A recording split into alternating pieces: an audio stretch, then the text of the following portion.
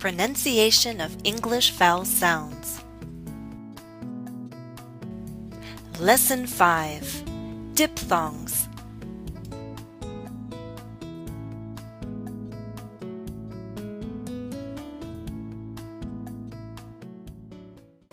Hello everyone.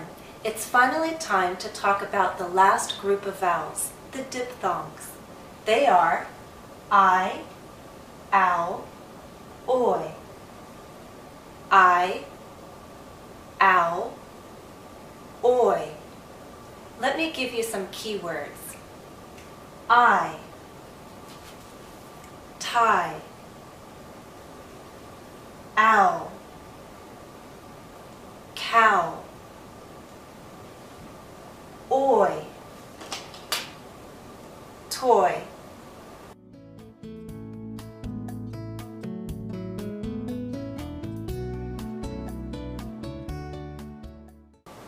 So what is a diphthong? If you've never heard this term before, think about the way it's written. Diphthong. It's spelled with D-I. Diphthong. Di means two. We're putting two sounds together. Two single or pure vowel sounds together.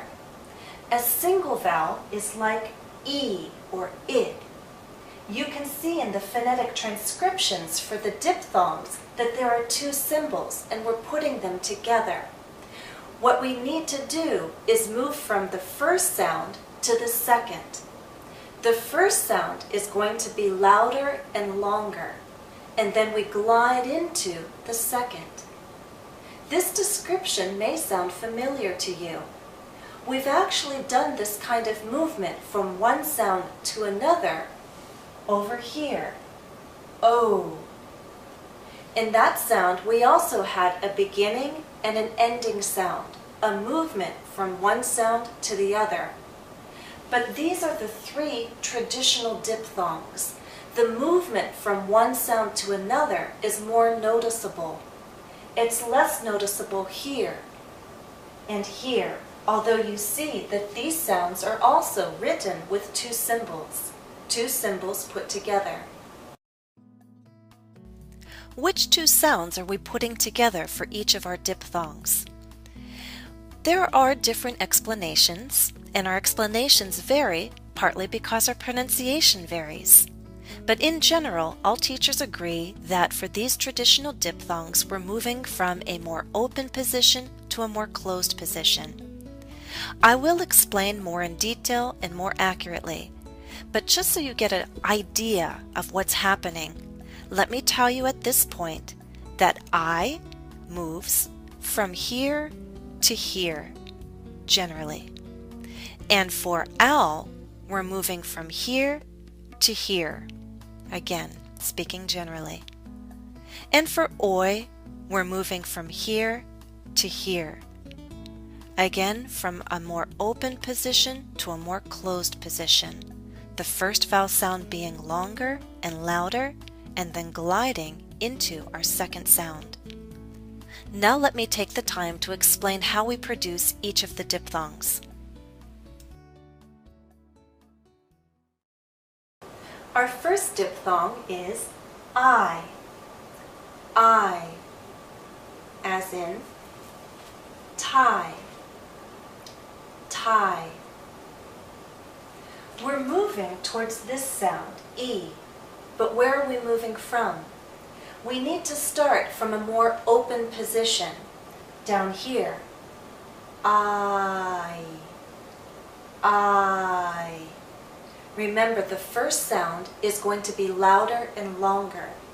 We don't fully move into E with our lips fully spread, but we come close. Start in a more open position, ah, and then glide into E. I.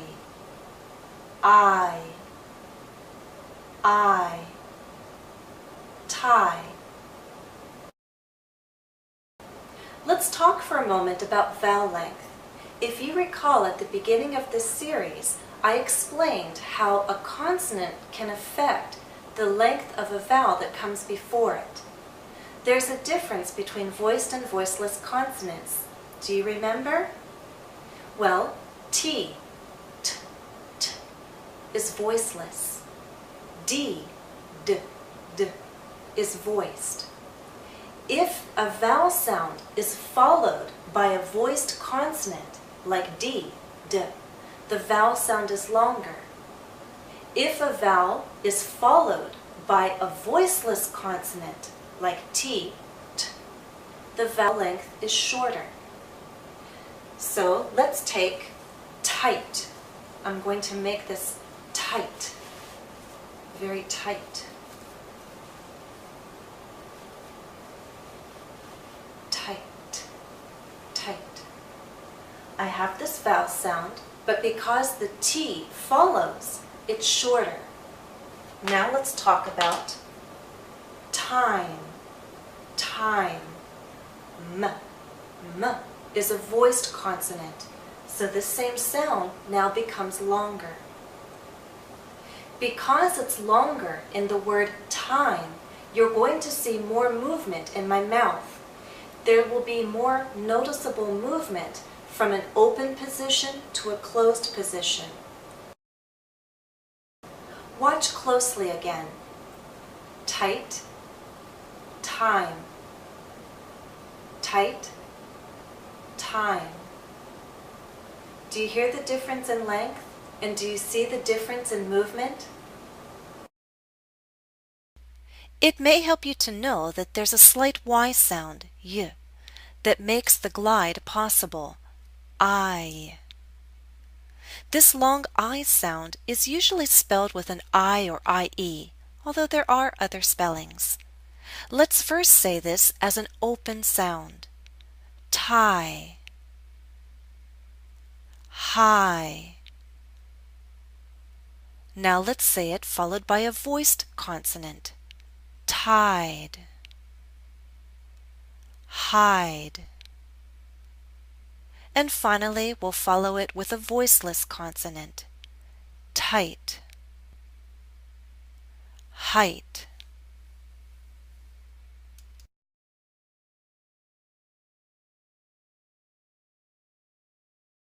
The next diphthong we'll practice is ow. Ow, as in cow, cow. Again, you'll see movement from a more open position to a more closed position.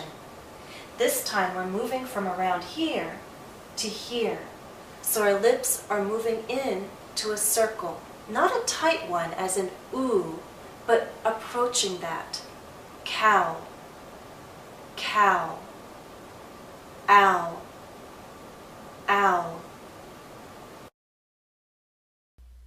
It may help you to know that we're using a slight W sound, w, to make this glide possible. The ow is often spelled as OW or OU. Let's practice it as an open sound first. Cow, how. Now let's practice it followed by a voiced consonant. Noun, loud. And finally, we'll practice this sound followed by a voiceless consonant. Out, house.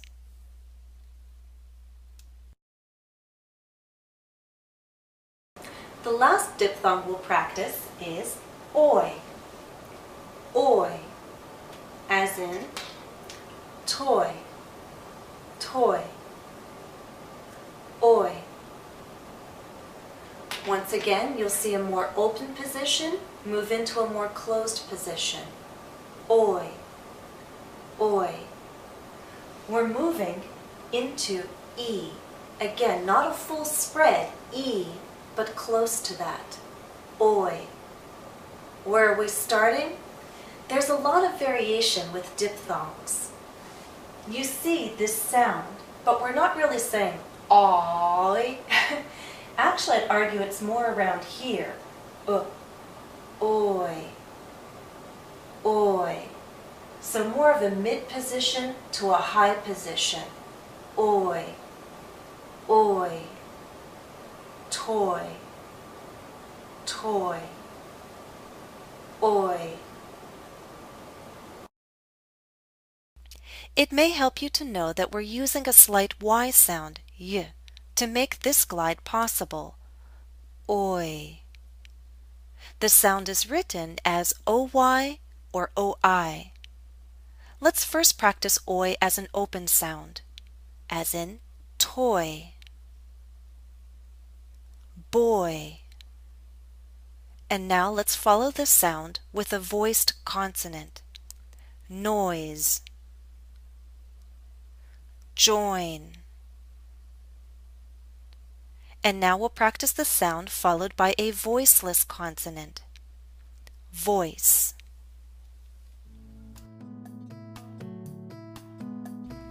Exercise 1. Answer the questions. 1. Say I. When is your tongue in a higher position? I. It should be in a higher position at the end of the word. I. Move from a more open to a more closed position. I. 2. Say ow. When are your lips in a smaller circle? Ow. Your lips should be in a smaller circle at the end of the word. You're moving again from a more open to a more closed position. A smaller circle happens at the end. Ow. 3. Say joy. When are your lips more spread? Joy. Your lips should be more spread at the end of the word. Joy. Again, you're moving more towards E at the end, so you're pulling your lips outward. Not into a full spread E, but close. Joy. 4. Say ride and write. Which vowel sound is longer?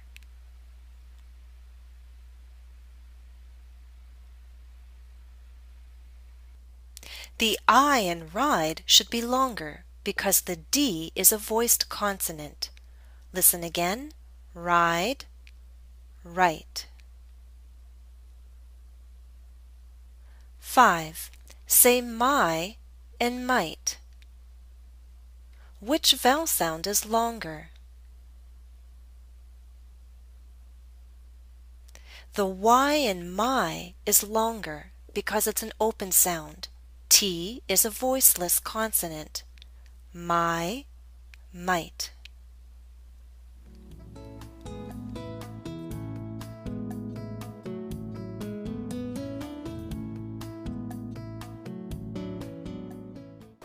At this point, we've now practiced all of the English vowel sounds. There are other combinations I could present. For example, well, we've talked about diphthongs. Can you guess what triphthongs are?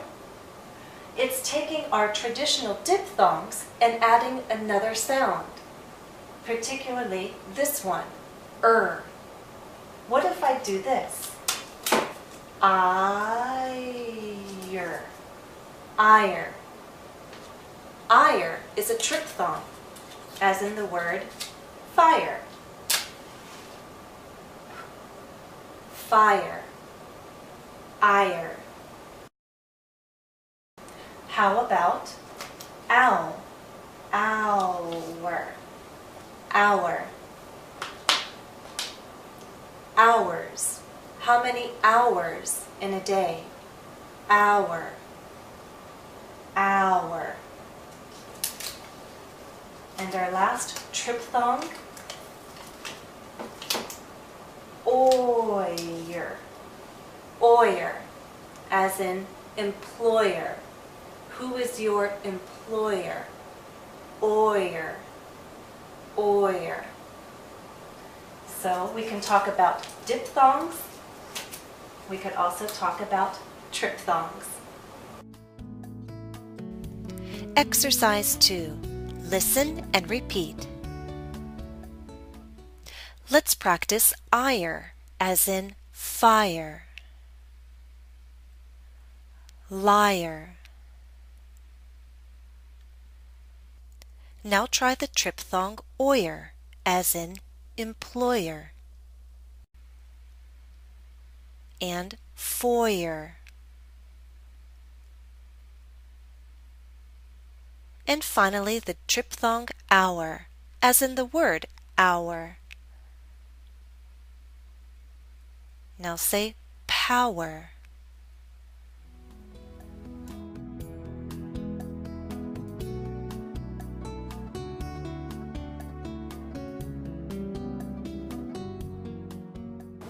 Let's review our diphthongs one more time. Repeat after me. I, ow, ow,